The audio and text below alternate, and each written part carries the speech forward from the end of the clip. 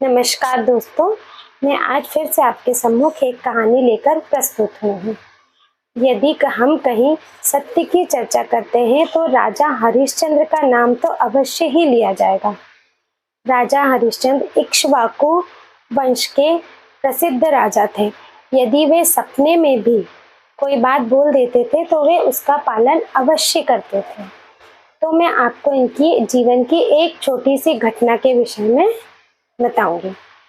एक समय की बात है, राजा हरिश्चंद्र सोए रहते हैं। वे सपने में देखते हैं कि उनके यहाँ एक मुनि पधारे हैं और उन्होंने उन मुनि को अपना पूरा राज्य, पूरा राजपाट सब दान में दे दिया। तो वे जब सुबह उठते हैं, उठकर अपने काम काज में लग जाते हैं और वे इस स्वप्न के विषय में भूल जाते हैं। कुछ समय पश्चात जब वे अपनी राज्यसभा में बैठे होते हैं तो विश्वामित्र जी वहां पधारते हैं। विश्वामित्र जी उनसे दक्षिणा मांगते हैं। तो जब दक्षिणा मांगते हैं तो राजा अपने कार्यकर्ताओं से कहते हैं राजकोष से जाकर कुछ धन निकालना और विश्वामित्र जी को दक्षिणा में दे दीजिए। इस पर विश्वामित्र जी उन्हें अपने सपने की याद दिलाते हैं। जब उन्हें अपने सपने की याद दिलाते हैं तो वे कहते हैं, जब आप ये पूरा राज्य मुझे दान कर चुके हैं तो फिर आप इसमें से दक्षिणा कैसे दे सकते हैं, और यदि आप दक्षिणा नहीं देंगे तो मैं आपको श्राप दूंगा और श्राप देकर भस्म कर दूंगा।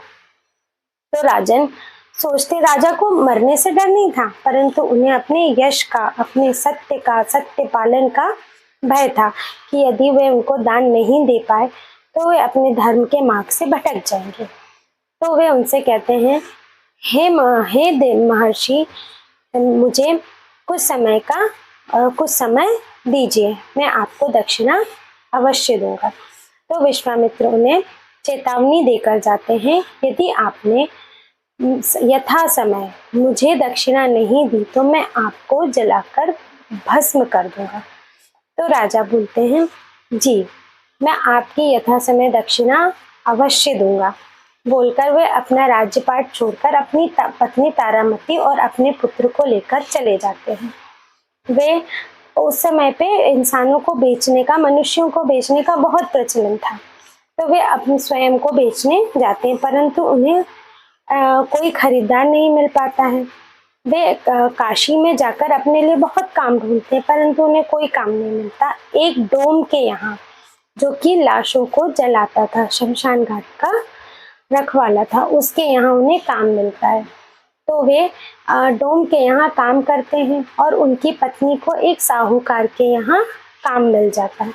तो वे अपने पुत्र के साथ वहाँ रहकर और काम किया करती थी। जो रानी, जिनके पास कई दासियां, हर काम के लिए नौकर चाकर सभी थे, परंतु वहाँ वे चूल्हा चौका पूरा काम करने लगती हैं।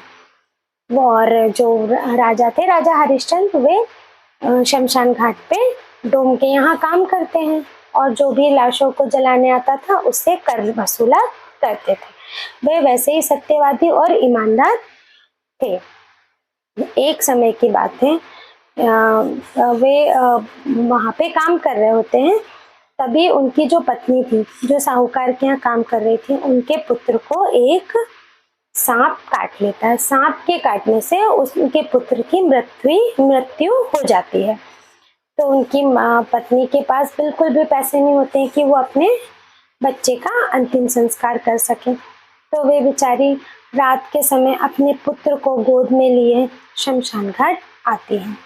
जब वे शमशान घाट आती हैं तो अंधेरा रहता है। अंधेरे में राजा पहचान नहीं पाते, परंतु वे तो ईमानदार और बहुत ही सत्य बोलने वाले राजा थे। तो वे उनसे कहते हैं कि बिना करके मैं आपको अपने पुत्र का अंतिम संस्कार नहीं करने दूंगा। जब वे रोती हैं, बिलखती हैं, बोलती हैं, तो वो पहचान जाते हैं कि ये मेरी पत्नी और मेरा पुत्र है।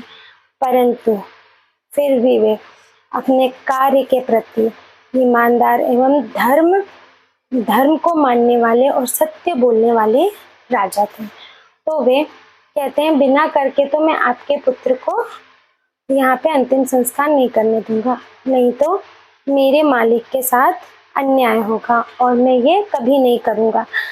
तो वे क्या बोलते हैं, वे बोलते हैं अगर आप कर नहीं दे सकते तो आप अपनी साड़ी को आधा फाड़ कर के रूप में मुझे दे दीजिए। तो वे रोती बिलखती और एक तो पुत्र वियोग में तड़पती रहती हैं। वे अपनी साड़ी को जैसे ही फाड़ने जाती हैं, उसको ऐसे पकड़ती हैं ऐसे फाड़ने के लिए, तभी आसमान से एक भविष्यवाणी होती है, एक आवाज गूंजती है और वहां से आवाज आती है कि हे राजन, ये आपकी परीक्षा ली जा रही थी और आप अपनी परीक्षा में सफल हुए। आज से पूरा विश्व, पूरा संसार आपको सत्यवादी राजा हरिश्चंद्र के नाम से जानेगा। और विश्वामित्र जी उनके पुत्र को जीवित कर देते हैं और उनका राजपाट सब यथावत उन्हें वापस कर देते हैं। इसीलिए कहा जाता है हमें अक्सर सत्य की राह पर चलना चाहिए, परंतु उनके जितना सत्य पर चलना तो आज के समय में मुश्किल नहीं है, परंतु फिर भी बिना अर्थ के, बिना किसी बात के बात पर झूठ नहीं बोलना चाहिए। धन्यवाद दोस्तों। अगर आपको मेरी कहानी अच्छी लगी हो, please like, subscribe and share करें। जय महाकाल।